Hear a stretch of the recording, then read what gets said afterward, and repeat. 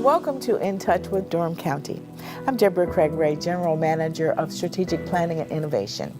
Joining me is our co-host, Wendy Jacobs, Chair of the Durham Board of County Commissioners. Thank you, Deborah. We use this show to share vital information about the wonderful programs and services provided by Durham County government. I am excited today about our show. Commissioner Heidi Carter is in the studio to talk about her first year experiences as a Durham County Commissioner. Our regular viewers will recall she appeared on our show in 2017 as she was just beginning her tenure. I can't wait to hear her personal observations. There is a great deal of active building taking place in downtown Durham that is transforming the landscape. Durham County is managing two major projects, the main library and the former judicial building. Deputy Director of Engineering Peri and Project Manager Brenda Hayes-Bright are here to provide a progress report on those important projects. Chair Jacobs, let's begin our conversation. Thank you, Deborah and Heidi. It's great to have you back here. I can't believe an entire year has already gone by. And so now you are a seasoned one-year county commissioner. And if you could just tell us in a word or two what word or words would you use to maybe sum up your first year's experience? I'm going to go with one word, and I'm going to say meaningful. Meaningful. So can you maybe elaborate on a little bit? You said one word. I think anything else you ask me is likely to lead to an elaboration. Okay. So when you started out, you had orientation, extensive orientation from administrative staff. Yep. And did you find that to be helpful to you? Yes, very much so. It was a great way of getting a summary overview of all of the departments that are within the county and the the essential services that the county provides, and also of the leaders of those departments, just to start to put names with faces that I would be interacting with during the year. So it was very helpful. I appreciated it then, and I still appreciate it now. Great. Well, good to hear that.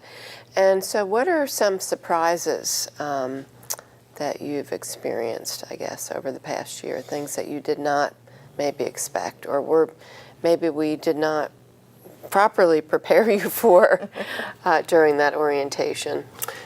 Well, I don't think it's anything that you didn't prepare me for during the orientation. I think it's more of a difference in maybe my mindset about what the role of a county commissioner would end up being like in reality.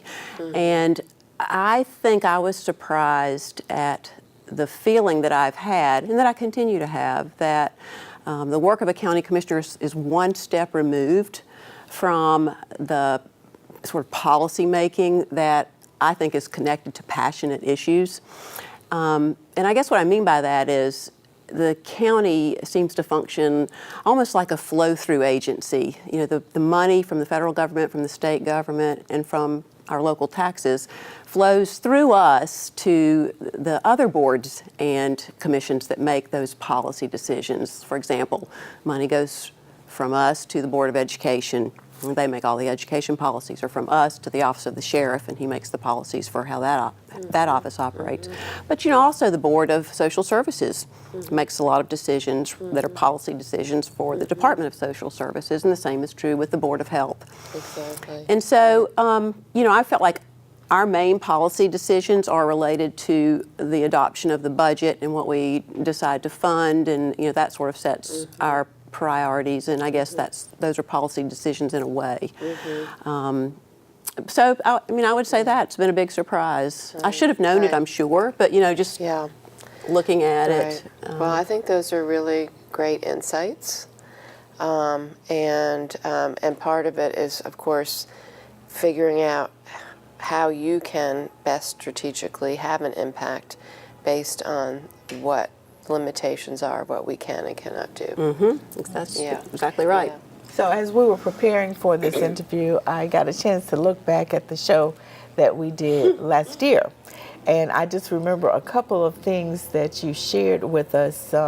You said something like, being a commissioner, you're finding the pace is quick. and some days you feel like you're playing whack-a-mole. So do you still feel that way? The pace is still quick. As far as whack-a-mole goes, I think that I have a better idea of where the mole holes are, so to speak. And I'm still learning what type of mole is going to come out of the hole and when. And so hopefully I'm getting better at that, but still have room for improvement so that I feel like I can be more proactive than reactive. But perhaps even as a board, that's just the reality of it. Maybe I don't know. Ideally, we could be as proactive as possible. React when we need to. So. Yes, I do somewhat still feel the same way. So tell us a little bit about what your typical week looks like. I mean, we know that you do 3 commissioners meetings sort of as a base, and then you have other commitments. Can you give us some examples?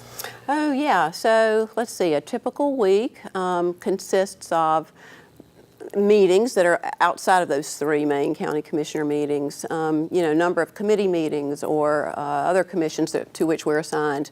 They all have meetings, and every meeting requires preparation, of course. I like to be prepared.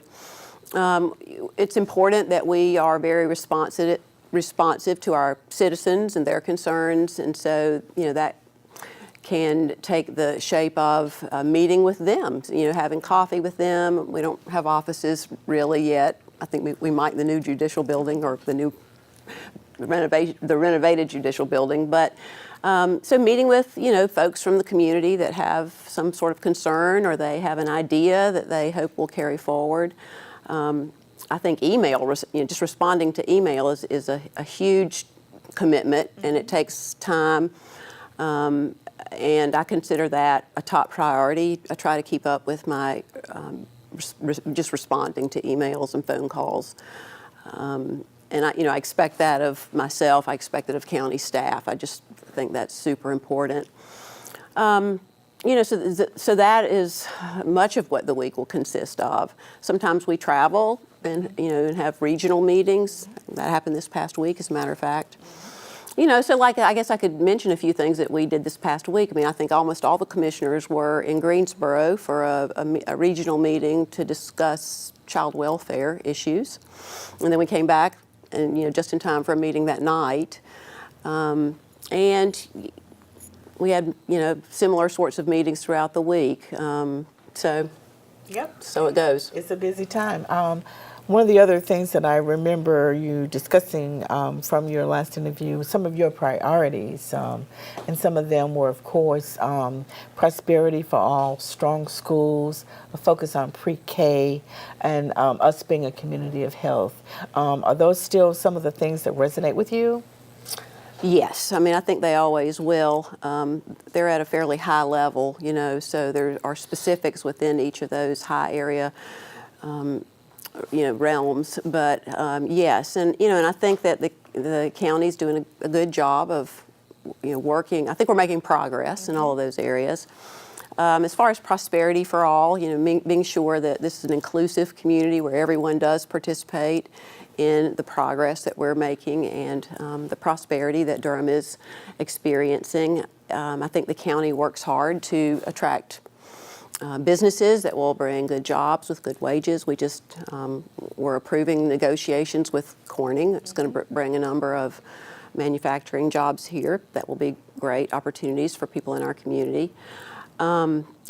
We worked a lot this year on something that I actually consider a highlight of the year, and that is all the work that was done around the Durham Orange Light Rail Transit.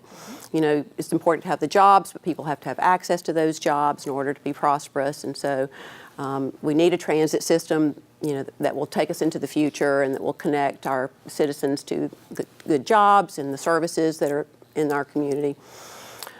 So lots of progress going on there, and it'll be an ongoing struggle, but we're not going to ever give up there. Education will always probably be at the top of my list of priorities, and I was very excited this year when the preschool task force came forward with its report. This was the task force that the Board of Education, our board and the city council sort of commissioned, and we have received their recommendations and are beginning now to implement those. And so it will be exciting as that unfolds to see what happens there. I feel like we might be a little bit behind with a very aggressive timeline for implementation, but I know we're making good progress there. And there are so many people in Durham working to make Durham a community of health, not just the city of medicine, but the community of health. And I really enjoy any involvement I can have in that work. The Partnership for Healthy Durham is just an excellent example of a coalition of folks that are working on health-related topics. You know, the Duke Health System has the Healthy Durham 2020 that's going on, and then, of course, our very own health department and the Lincoln Community Health Center are working at a more population health level, which is really what making Durham a community of health is about. You know, investing in the social determinants of health, and any way I can get involved to support the good folks doing that great work. I like that. I hope that I can do that well. Point, yes. Yeah, absolutely. So Heidi, talking about you're referring to what your week is like, and one thing I was going to add is events. Oh, so yes, we go to events because I was with an event with you last night. Exactly. And also just the specific boards and commissions that you're serving on, because we have over 44 boards and commissions that the 5 of us have to serve, plus regional and state boards and national boards. So tell us about some of the ones that you are on. I did have to write these down. You mentioned that there were so many of them, so I would never remember all of them. Some of the key ones that you are really... Well, I'm on the Alliance Behavioral Health Board. That's one that I feel a very strong commitment to. I really enjoy working on that one.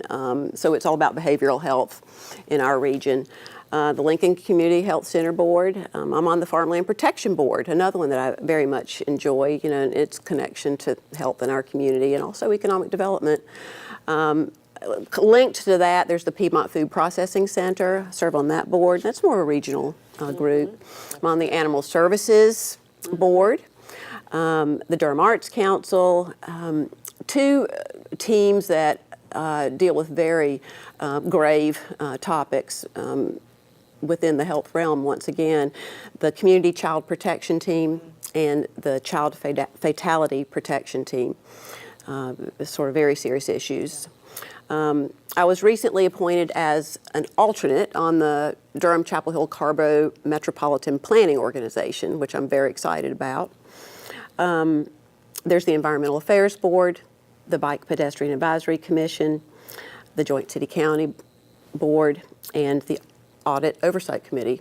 I think that may be all of them. I might have forgotten one, but...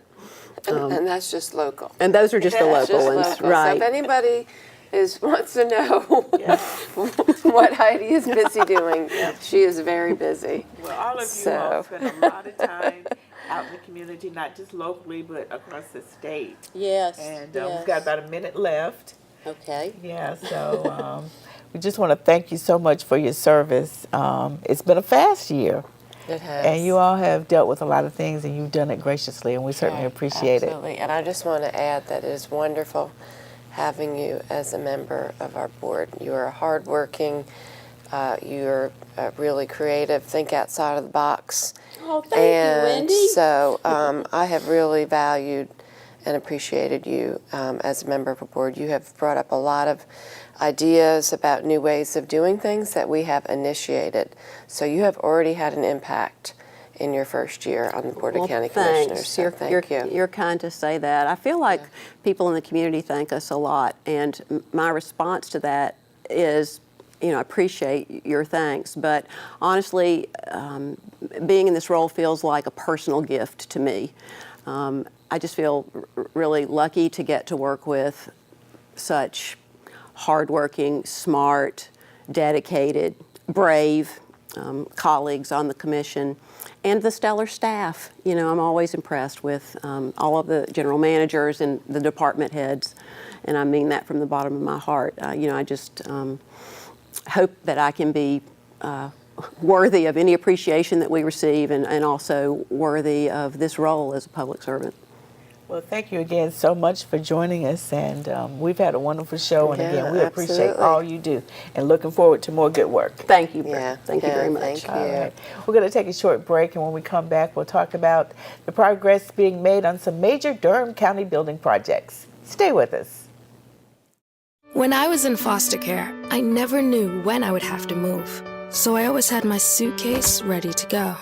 Then one day, I was adopted. My new parents opened their hearts and home to me. My parents cook my favorite breakfast for me every morning.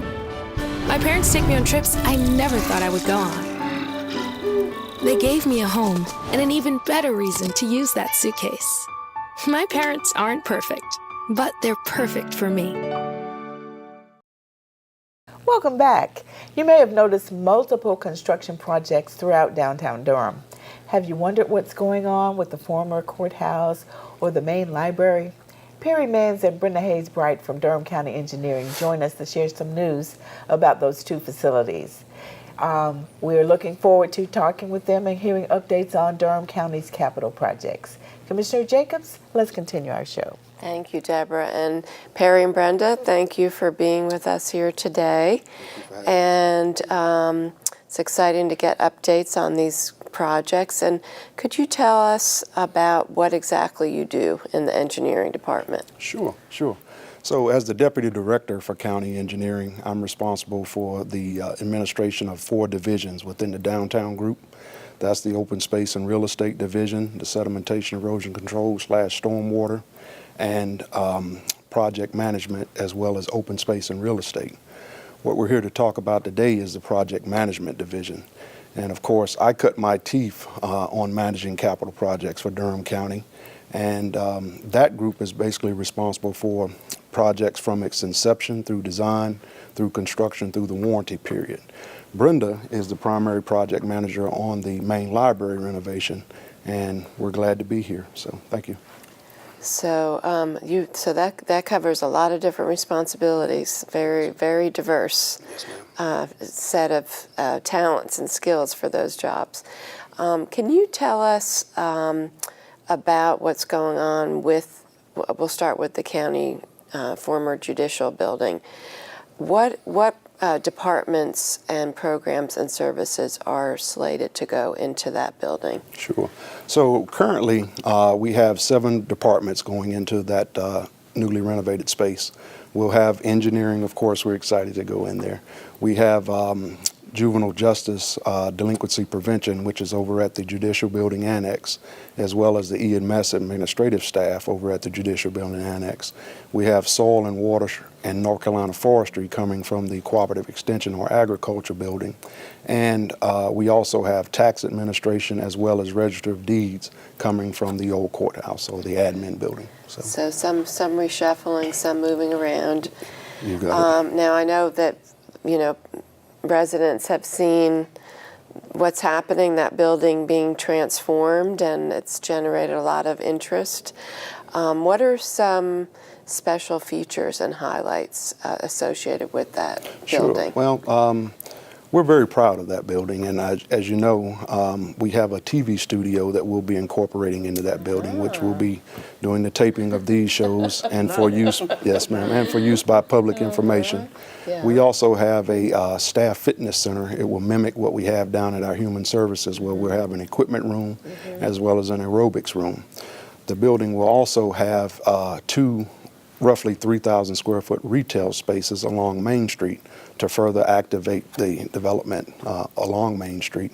And of course, the building will be pursuing a LEED Silver rating. So. Yeah, very exciting. And I think a lot of people are going to be very excited to know, not just county employees, but the residents of Durham to know that we will be having that retail space and some nice outdoor areas as well. So you got it. The building yeah. will also have a variety of meeting spaces on the 1st and 4th floor. With some operational changes, some of the spaces on the 1st floor may be open to the public. Okay, wonderful. So some community, yes, ma'am. community spaces. That's very nice, very nice. We're excited. So Brenda, your project is the main library, and people have waited so many years. We have done all of our regional libraries, and now we're working on the main library. So tell us about that project, please. Well, currently we're in phase 2 of construction for the main library project. The project was, due to scheduling, we divided it up into 2 packages, Package A and Package B. Package A consisted of items associated with demolition and long lead time items. Package A included some general trades, elevators, demolition, abatement, and that part of the project was completed at the end of November in 2017. And now the additional 36 packages were approved by the board in December of 2017. So now the contracts have been executed, contractors have mobilized, so you should see an increase in activity at the library site.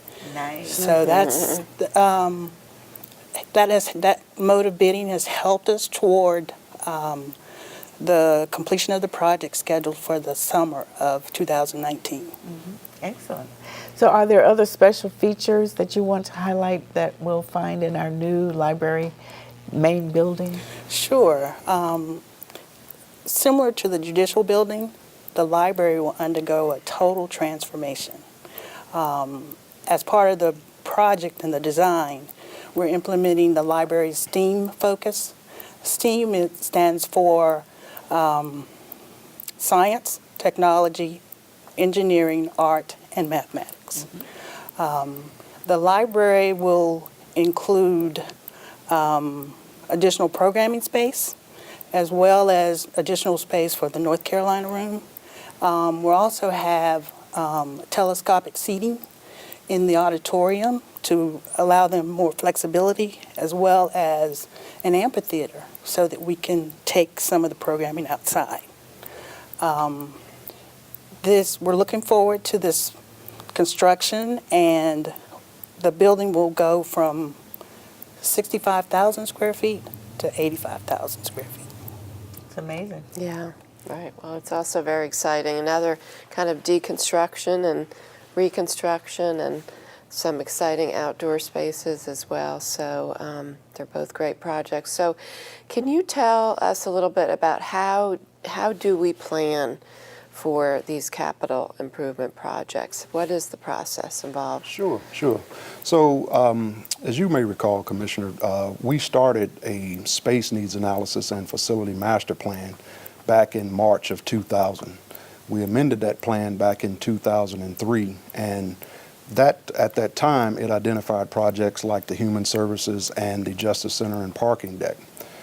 Since then, we've learned that it's better to be more routine in our updates, and we just did a refresh back in January of 2016, and now we're undergoing another one which will be complete in February 2018. And through that process, we hope to have a document that is all-inclusive, where it will embody programming efforts that were done for Admin 1, for a potential public safety service center for the county, a youth home study that was done, as well as all of the other previous studies that was done for the county, including the detention center and the efforts that were done for the Admin 2 or judicial building.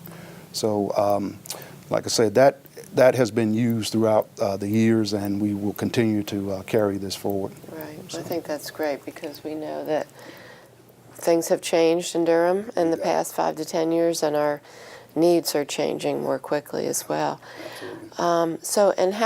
What was the decision-making process related to why we chose to renovate rather than, tear the buildings down and start from scratch? Sure. So during our structural evaluations for both projects, it was determined that both projects had good bones.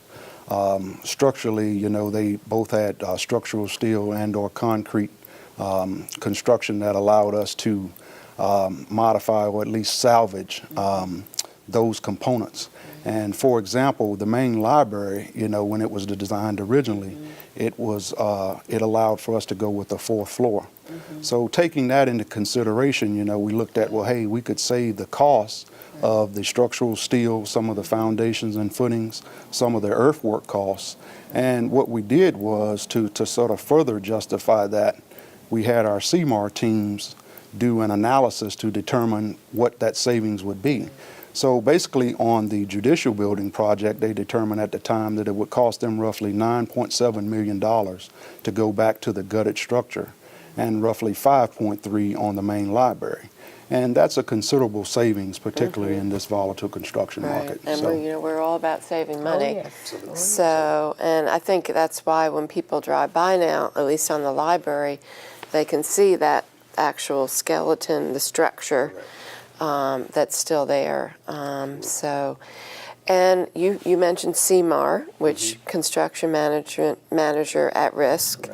So you might want to just explain a little bit what that means, but also where are we at?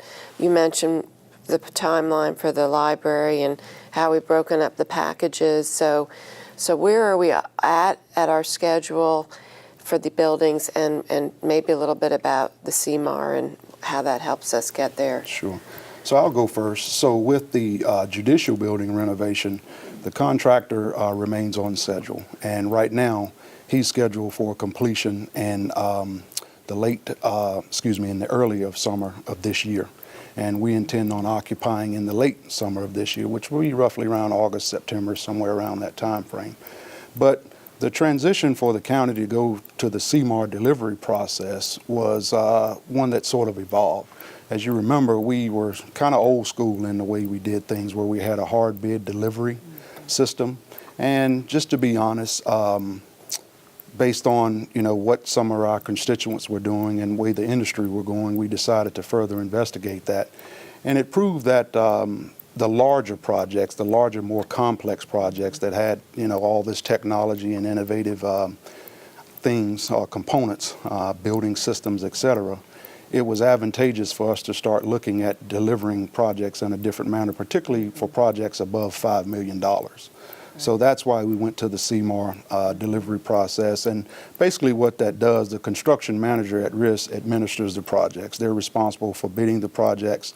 They're responsible for the day-to-day oversight. They hire all of the subcontractors for the various package, and they just administer the project throughout. So that was a very welcome change for us. So. Well, it certainly is working well, and we're excited to see these two new buildings come up. Just seems like there are major changes every day.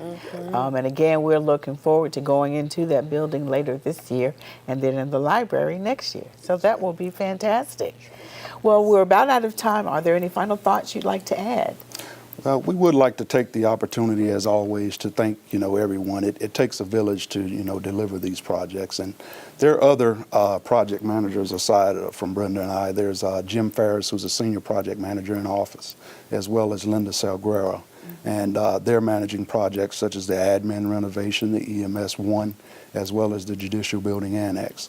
We also work directly with finance, IS&T, general services, the county managers, our purchasing department, as well as you all. So we thank all of you, and we're just excited about it, and it's good times in Durham. So thank you. Absolutely, and thank you. Thank you for all that you're doing to make sure that everything's done right and it's done on time. So thank you. Thank you so much. Yeah. Well, Chair Jacobs, we've had another good show. Yeah, outstanding. Thank you so much.